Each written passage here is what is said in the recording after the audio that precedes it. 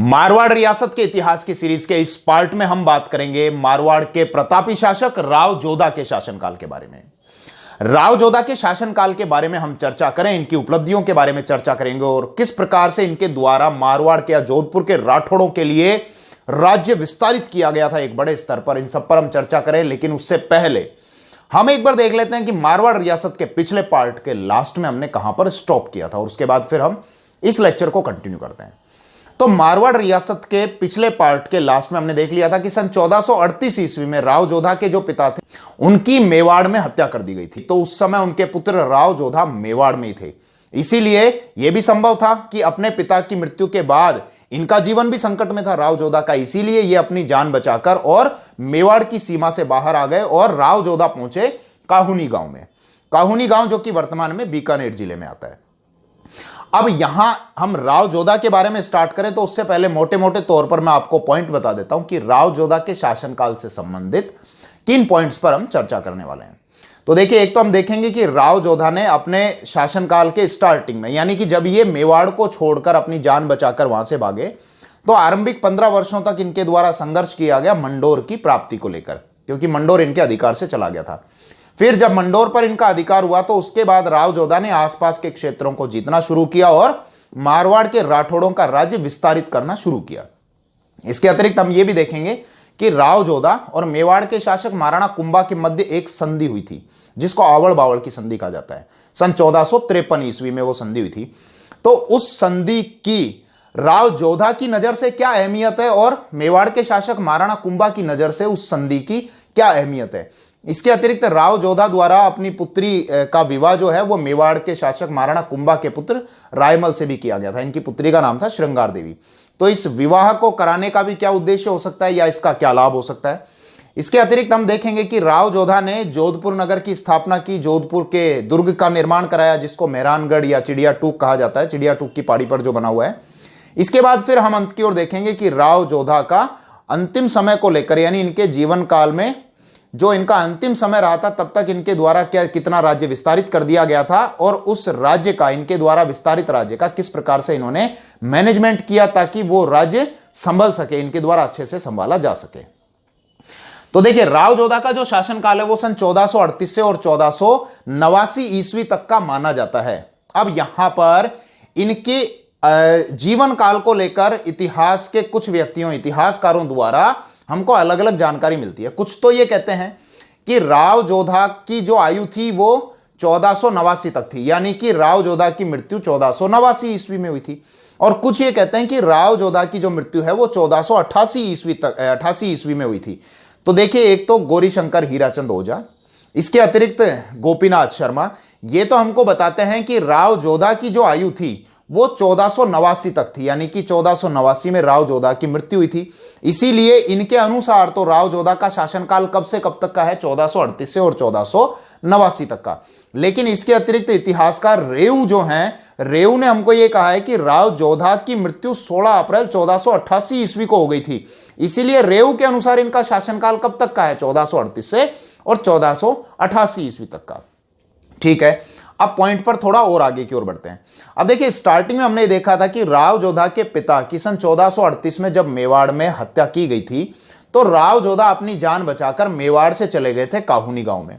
काहुनी गांव जो कि वर्तमान में बीकानेर में आता है, क्योंकि अब इनको अपनी जान पर संकट था। जब ये मेवाड़ से गए तो इनके पीछे से अब मेवाड़ की सेनाओं ने, मेवाड़ के जो संरक्षक पहले हुआ करते थे, महाराणा कुंभा के संरक्षक के तौर पे जिन्होंने कार्य किया था, महाराणा मोक्कल के संरक्षक के तौर पे जिन्होंने कार्य किया था, महाराणा लाखा के जो बड़े पुत्र थे चूंडा या चूड़ा, तो चूंडा या चूड़ा ने क्या किया, मंडोर पर अधिकार कर लिया। तो अब जोधा के लिए वापस मंडोर को प्राप्त करना जरूरी था। तो जोधा अभी कहां पर है, यह है काहुनी गांव में, जिसकी स्थिति जो है वो मंडोर से काफी दूर है। तो इन्होंने सन 1438 से और 1453 तक इस अंतराल में, यानी 15 वर्षों तक राव जोधा ने मंडोर को प्राप्त करने का काफी प्रयास किया, लेकिन यह सफल नहीं हो सके। राव जोधा ने सन 1453 ईस्वी में मंडोर पर अपना अधिकार कर लिया।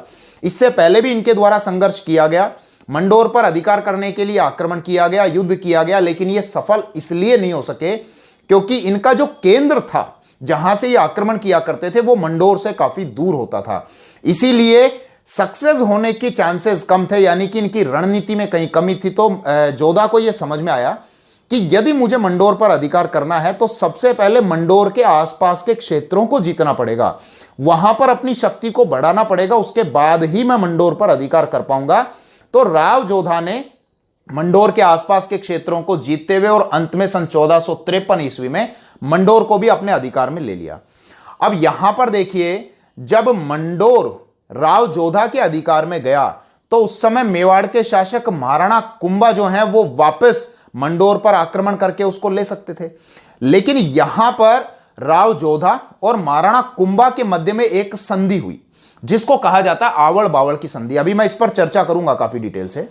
महाराणा कुंभा और राव जोधा के मध्य एक संधि हुई थी, यानी कि मारवाड़ और मेवाड़ के मध्य एक संधि हुई थी जिसको आवड़ बावड़ की संधि कहा जाता है, और इसके द्वारा मेवाड़ और मारवाड़ के मध्य जो सीमा रेखा को लेकर जो विवाद था उस विवाद को समाप्त करने का प्रयास किया गया। यानी मेवाड़ और मारवाड़ की सीमाओं का निर्धारण इस संधि के द्वारा किया गया जो कि सन 1453 ईस्वी में हुई थी। अब अगर हम देखें राव जोधा की नजर से कि उन्होंने यह संधि महाराणा कुंभा के साथ में क्यों की, तो राव जोधा की नजर से इस संधि की क्या इंपॉर्टेंस हो सकती है और मेवाड़ के शासक महाराणा कुंभा की नजर से इस संधि की क्या इंपॉर्टेंस हो सकती है। महाराणा कुंभा के लिए यह संधि करना इतना जरूरी क्यों हो गया था, जबकि वो अकेले अपने दम पर गुजरात के शासकों को कई बार पराजित कर चुके थे, मालवा के शासकों को कई बार पराजित कर चुके थे। महाराणा कुंभा की जो सेना है वो काफी विशाल थी, राव जोधा की सेना के मुकाबले काफी बड़ी थी और संगठित भी थी और अच्छे तरीके से प्रशिक्षित भी थी। तो इसके बावजूद महाराणा कुंभा द्वारा राव जोधा के साथ में यह संधि क्यों की गई, एक बार हम राव जोधा की नजर से देख लेते हैं। देखिए, राव जोधा के अधिकार में मंडोर तो आ गया, लेकिन अब राव जोधा अपने राज्य का अगर विस्तार करना चाहते हैं, आसपास के क्षेत्रों को जीतना चाहते हैं, तो इसके लिए सबसे पहले यह जरूरी है कि जो अभी उनका केंद्र है मंडोर, वहां पर तो कम से कम उनको संघर्ष ना करना पड़े, वहां पर तो उनकी स्थिति अच्छे से मजबूत हो जाए। इसीलिए राव जोधा की नजर से यह जरूरी था कि वो मेवाड़ के शासक महाराणा कुंभा को नाराज ना करें और महाराणा कुंभा के साथ में जो भी विवाद है उनको निपटा लें। तो इसीलिए यह संधि की गई। अब राव जोधा ने महाराणा कुंभा के साथ में यह संधि करने के लिए हंसाबाई को मध्यस्थ किया। हंसाबाई जो कि महाराणा कुंभा की दादीसा थी, हंसाबाई जो कि राव जोधा की बुआ हुआ करती थी, तो हंसाबाई ने इस संधि में मध्यस्थता की थी। इसके अतिरिक्त देखिए, राव जोधा ने अपनी पुत्री श्रृंगार देवी का विवाह भी मेवाड़ में कराया था। मेवाड़ के शासक महाराणा कुंभा के पुत्र थे रायमल, जो कि आगे चलकर वो भी मेवाड़ के शासक बने थे। तो रायमल के साथ में राव जोधा ने अपनी पुत्री श्रृंगार देवी का विवाह कराया था। यह जानकारी हमको जोधपुर की ख्यातों में तो देखने को नहीं मिलती, लेकिन एक बावड़ी पर लगी एक प्रशस्ति है, वहां से हमको पता चलता है। एक बावड़ी है घोसुंडी की बावड़ी, और यहां पर 1504 में एक प्रशस्ति लगी हुई है 1504 की, जहां से हमको यह जानकारी मिलती है श्रृंगार देवी के संबंध में कि राव जोधा ने अपनी पुत्री श्रृंगार देवी का विवाह रायमल के साथ में किया था, महाराणा कुंभा के पुत्र रायमल के साथ में। ठीक है, तो ये तो राव जोधा की नजर से हमने देखने का प्रयास किया। अब अगर महाराणा कुंभा की नजर से देखें कि महाराणा कुंभा की विशाल सेना है, अगर राव जोधा ने मंडोर पर अधिकार कर भी लिया तो महाराणा कुंभा वापस से मंडोर पर अधिकार कर सकते थे। लेकिन देखिए, महाराणा कुंभा द्वारा अगर राव जोधा के साथ में यह संधि की गई तो इसका मतलब एक तो यह है कि महाराणा कुंभा ने राव जोधा की शक्ति को मान्यता दी। दूसरा कारण यह था कि महाराणा कुंभा की सेनाओं ने भले ही मालवा के शासकों को पराजित किया कई बार, इसके अतिरिक्त गुजरात के शासकों को पराजित किया, लेकिन बावजूद उसके अभी भी उनका गुजरात और मालवा के साथ में संघर्ष चल रहा था। नागौर में भी महाराणा कुंभा का संघर्ष चल रहा था। तो अगर महाराणा कुंभा जोधा के साथ में भी उलझे रहते, जोधा के साथ में भी संघर्ष करते रहते, तो इसके कारण उनका मालवा से, गुजरात से या नागौर से जो संघर्ष चल रहा था, वहां उस मोर्चे पर महाराणा कुंभा कहीं ना कहीं कमजोर पड़ जाते। इसीलिए समय की स्थिति को देखते हुए महाराणा कुंभा को यह लगा कि इस समय जोधा की शक्ति को मान्यता देना ठीक होगा और जोधा के साथ में संधि करना ही ठीक रहेगा। इसीलिए यहां पर यह आवड़ बावड़ की संधि की गई सन 1453 ईस्वी में। अब यहां पर देखो, हमको जोधपुर राज्य की ख्यातों में कुछ और जानकारी भी पढ़ने को मिलती है। जैसे एक तो है जोधपुर राज्यरी ख्यात और एक है दयाल दास की ख्यात। यहां से हमको यह पता चलता है कि महाराणा कुंभा द्वारा मंडोर पर वापस आक्रमण किया गया था। मैं एक बार बता देता हूं, फिर किस इतिहासकार ने इस बात का खंडन किया वो भी मैं चर्चा करूंगा। जोधपुर राज्य की ख्यात में और दयालदास की ख्यात में हमको यह देखने को मिलता है कि जब राव जोधा ने मंडोर पर अधिकार कर लिया था तो महाराणा कुंभा ने नाराज होकर वापस मंडोर पर अधिकार किया, लेकिन राव जोधा की सेना ने महाराणा कुंभा की सेना को पराजित कर दिया। और न केवल महाराणा कुंभा की सेना को पराजित किया, जोधा की सेनाएं जो हैं वो मेवाड़ तक आ गई थी और चित्तौड़ के जो द्वार थे, किले के जो द्वार थे, उनको जला दिया गया था। यह हमको जानकारी मिलती है जोधपुर राज्य की ख्यात में और दयालदास की ख्यात में। लेकिन इस संबंध में देखो गोपीनाथ शर्मा क्या कहते हैं कि यह जो बात लिखी गई है यह भ्रमोत्पादक है, यानी कि सही नहीं है, केवल भ्रम उत्पन्न करती है, वास्तविक नहीं है ये बात। क्योंकि यहां पर अब गोपीनाथ शर्मा क्या कहते हैं, क्योंकि महाराणा कुंभा जो हैं वो अपने दम पर गुजरात के शासकों को पराजित कर चुके थे कई बार, इसके अतिरिक्त मालवा के शासकों को भी पराजित कर चुके थे। और यह तो हम जानते हैं कि 1437 में उन्होंने सारंगपुर के युद्ध में महमूद खिलजी को पराजित कर दिया था, न केवल पराजित किया, उसको बंदी भी बना के रख लिया था। तो महाराणा कुंभा अपने दम पर गुजरात के मालवा के शासकों को कई बार पराजित कर चुके थे। इसीलिए यहां पर यह जो बात बताई गई है इन ख्यातों में वो सही नहीं है कि यदि ऐसा होता तो महाराणा कुंभा जो हैं वो इतने कमजोर नहीं थे कि अपना अपमान सहन कर जाते, कि जोधा द्वारा वापस मंडोर के दुर्ग पर अधिकार हो जाता और जोधा की सेना द्वारा चित्तौड़ के दुर्ग के जो द्वार हैं वो जला दिए जाते। खैर, यहां पर जो ख्यात की बात थी वो मैंने आपके साथ में करी और गोपीनाथ शर्मा ने किस प्रकार इसका खंडन किया वो मैंने आपके साथ में चर्चा की। वापस मैं पॉइंट पर आ जाता हूं। तो राव जोधा ने मंडोर को तो अपना केंद्र बना लिया और मंडोर पर अधिकार करने के बाद अब राव जोधा राठौड़ राज्य का विस्तार करना इन्होंने आरंभ कर दिया, यानी कि अब मारवाड़ राज्य का विस्तार इनके द्वारा आरंभ किया गया। जिस मारवाड़ रियासत की शुरुआत, जो मारवाड़ रियासत के संस्थापक हम राव सिंहा के समय से मानते हैं, जिस मारवाड़ रियासत का राज्य विस्तार राव चूड़ा द्वारा किया गया, अब उसी मारवाड़ रियासत को, उसी राज्य को विस्तारित करने का, बहुत अधिक स्तर तक एक बड़े राज्य के रूप में परिवर्तित करने का कार्य राव जोधा कर रहे हैं। अब राव जोधा ने क्या किया, मारवाड़ पर अधिकार, मंडोर पर अधिकार करने के बाद अब सोजत के क्षेत्र को, इसके अतिरिक्त फलोदी, मेड़ता, भाद्राजूण, शिव, शिवाणा, नागौर, इन क्षेत्रों पर अपना अधिकार किया। और देखिए ये अब राज्य इतना बड़ा हो गया था, जोधपुर का जो राज्य है, मारवाड़ का राज्य, अभी जोधपुर नगर की स्थापना करेंगे राव जोधा। तो राव जोधा ने अपने राज्य को इतना बड़ा कर दिया, इतना विस्तारित कर दिया कि अब वो अकेले इतने बड़े राज्य को नहीं संभाल सकते। इसीलिए अब इतने बड़े राज्य को संभालने के लिए उनका क्या मैनेजमेंट रहा कि इन राज्यों को राव जोधा ने अपने भाइयों को, अपने संबंधियों को देना शुरू किया, यानी कि अब राव जोधा ने सामंत प्रथा का काफी विस्तार करना शुरू किया। हमने देखा था कि राव चूड़ा के द्वारा सामंत प्रथा की शुरुआत की गई थी मारवाड़ में, तो इसीलिए राव चूड़ा को तो हमने कहा था मारवाड़ में सामंत प्रथा का संस्थापक। लेकिन राव जोधा के समय सामंत प्रथा का सर्वाधिक विकास हुआ, इसीलिए राव जोधा को मारवाड़ में सामंत प्रथा का वास्तविक संस्थापक कहा जाता है। तो ध्यान रख लेना, ये क्वेश्चन पूछ लिया जाता है कि मारवाड़ में सामंत प्रथा का संस्थापक राव चूड़ा और मारवाड़ में सामंत प्रथा का वास्तविक संस्थापक राव जोधा।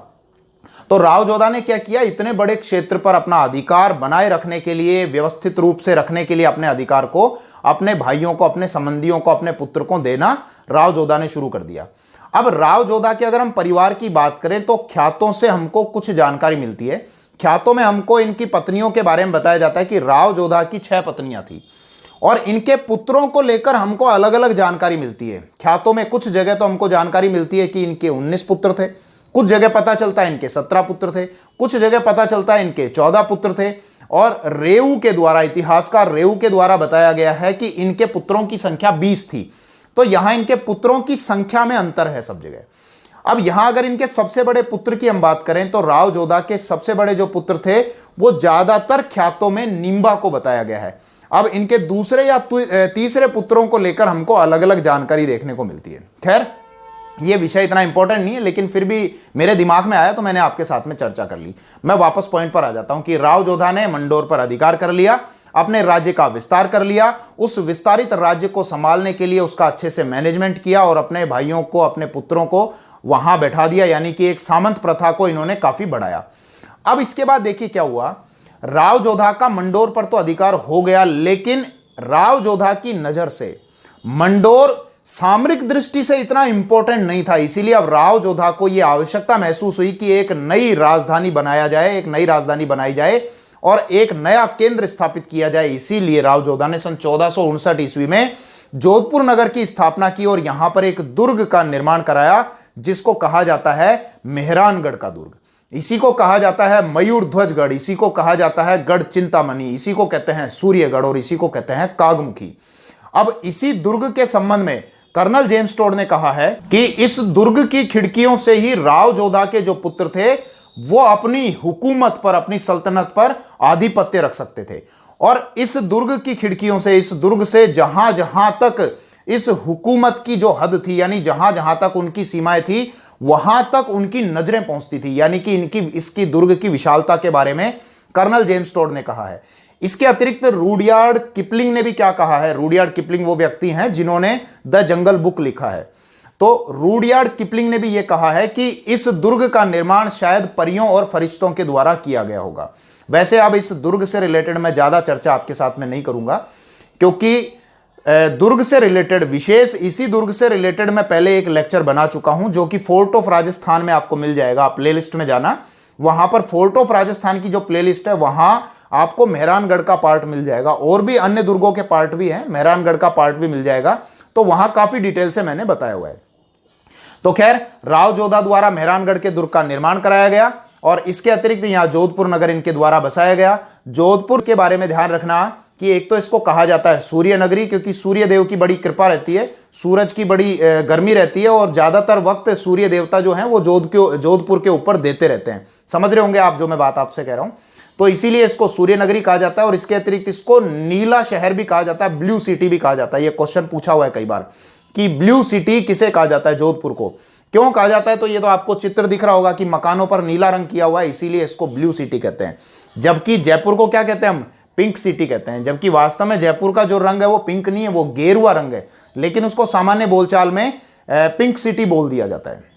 वापस मैं अपने पॉइंट पर आ जाता हूं। अब देखिए, राव जोधा की जो मृत्यु हुई थी वो सन 1489 ईस्वी में हुई थी। हालांकि इनकी मृत्यु के समय को लेकर लेक्चर के स्टार्टिंग में मैंने आपसे चर्चा कर ली थी, कुछ जगह 1488 बताया हुआ, कुछ जगह 1489। और राव जोधा के पश्चात अब जोधपुर रियासत के जो अगले शासक बने थे वो बने थे इनके पुत्र सातल देव, जिनका शासनकाल था सन 1489 से और 1492 ईस्वी तक का। अब सातल देव के ऊपर हम चर्चा करें उससे पहले मैं थोड़ी सी एक बार डिस्कशन कर लेता हूं कि जोधपुर रियासत जो है वो राव जोधा के पुत्र राव बीका भी उस पर अधिकार करना चाह रहे थे। राव जोधा के पुत्र जो हैं बीका, वो भी बड़े महत्वाकांक्षी थे, लेकिन वो अपने पिता की आज्ञा का सम्मान भी करते थे, अपने पिता का भी सम्मान करते थे। इसीलिए अपने पिता की आज्ञा से बीका ने जोधपुर रियासत को छोड़कर अपने लिए एक नया राज्य स्थापित कर लिया, जिसको हम बीकानेर रियासत के नाम से जानते हैं, जो कि राजस्थान में जोधपुर के बाद में प्रमुख राठौड़ केंद्र के रूप में जाना जाता है। अब उस बीकानेर रियासत के बारे में और राव बीका के संबंध में तो डिटेल से हम चर्चा करेंगे जब मैं बीकानेर रियासत का पार्ट स्टार्ट करूंगा, लेकिन फिर भी राव जोधा और बीका के संबंध में यह जानकारी कुछ ख्यातों में हमको देखने को मिलती है, उसकी मैं थोड़ी सी आपके साथ में चर्चा कर लेता हूं कि राव जोधा द्वारा अपने पुत्र बीका से जोधपुर रियासत के संबंध में वचन मांगा गया था। क्या बताया जाता है, ख्यातों में क्या पढ़ने को मिलता है कि राव जोधा के भाई थे कांगल सिंह, जो कि हिसार के क्षेत्र में थे।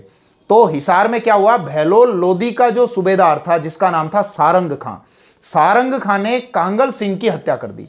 तो इसी बात का बदला लेने के लिए राव जोधा ने हिसार पर चढ़ाई शुरू कर दी और इस सैन्य अभियान में यानी कि जब राव जोधा ने हिसार पर चढ़ाई शुरू की सारंग खां के अगेंस्ट, सारंग खां के विरुद्ध, तो राव जोधा के इस सैन्य अभियान में उनके पुत्र बीका भी साथ थे। राव जोधा ने वहां पर आक्रमण किया और सारंग खां की हत्या कर दी और सारंग खां की हत्या करने के बाद राव जोधा ने अपने भाई कांगल सिंह की हत्या का बदला लिया। अब यहां इस विजय के कारण राव जोधा की प्रतिष्ठा भी बढ़ी और उनकी शक्ति को और अधिक मान्यता मिलनी शुरू हो गई। लेकिन खैर, मैं जिस पॉइंट पर आपका ध्यान आकर्षित करना चाह रहा हूं उस पॉइंट की ओर लेके चलता हूं। अब यह बताया जाता है कि जब राव जोधा वापस लौट रहे थे इस अभियान के बाद, तो वो द्रोणपुर के क्षेत्र में रुके।